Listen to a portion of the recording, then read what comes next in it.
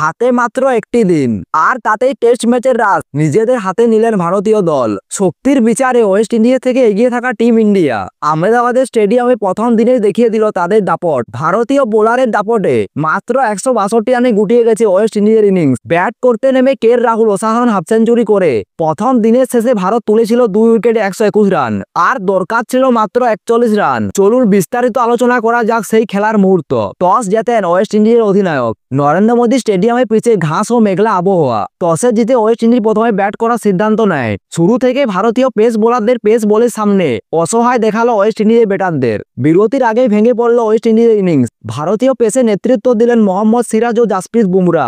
সিরাজ একাই 40 রান দিয়ে তুলে নিলেন 4টি মূল্যবান উইকেট। তাকে যোগ্য সঙ্গ দিলেন বুমরা, যিনি নিজের ঝুলিতে ভরলেন 3টি উইকেট। স্পিনারদের মধ্যে কুলদীপ যাদব নিলেন 2টি উইকেট। ওয়াশিংটন সুন্দর পেলেন 1টি উইকেট। মাত্র 162 রানে ওয়েস্ট ইন্ডিজ গুটিয়ে যাওয়াতে প্রমাণ হলো কেন শক্তি সামর্থ্যের বিচারে ভারত এত এগিয়ে।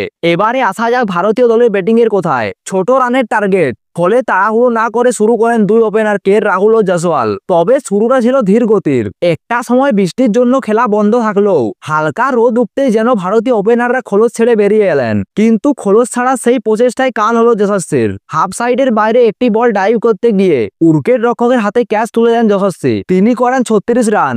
ভারতের রান তখন 1 উইকেটে 83। এরপর নামেন সাই সুদর্শন, কিন্তু ঘরের মাঠেও ব্যর্থ হলেন এই বাঁহাতি ব্যাটার। মাত্র 7 রান করে আউট হয়ে যান তিনি। ভারতের স্কোর দাঁড়ায় 2 উইকেটে 90।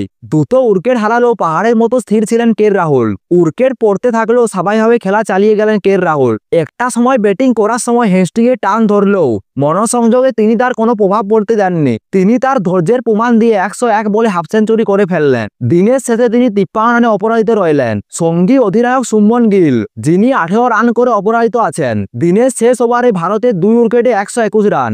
একদিনের পুরো কৃতিত্বই নিঃসন্দেহে ভারতীয় দলের। প্রথমে বোলাররা, বিশেষ করে সিরাজ ও বুমরার জুটি ওয়েস্ট ইন্ডিজকে গুটিয়ে দেন 162 রানে। এরপর রাহুলের ব্যাটে ভর করে বড় স্কোর করলেন টিম ইন্ডিয়া। মনে রাখবেন, আজ দ্বিতীয় দিনের শুরুতে ওয়েস্ট ইন্ডিজকে রানে টপকে যাবে ভারত। এরপর বড় লিড নিতে পারলে ম্যাচের লাগাম পুরোপুরি চলে আসবে ভারতের হাতে। সব মিলিয়ে প্রথম দিনের শেষে বড় রানের লিড নেওয়ার হাতছানি নিয়ে সুবিধাজনক জায়গায় রয়েছে ভারত। দ্বিতীয় দিনে শুভমন গিল ও কে রাহুলের ব্যাটের দিকে তাকিয়ে থাকবে ক্রিকেট প্রেমীরা। ভারতীয় দল কি পারবে প্রথম ইনিংসে 300 রানের লিড নিতে, আর ওয়েস্ট ইন্ডিজ কি পারবে ম্যাচকে জমিয়ে তুলতে? সেই সব প্রশ্নের উত্তর জানতে চোখ রাখুন আমাদের চ্যানেল।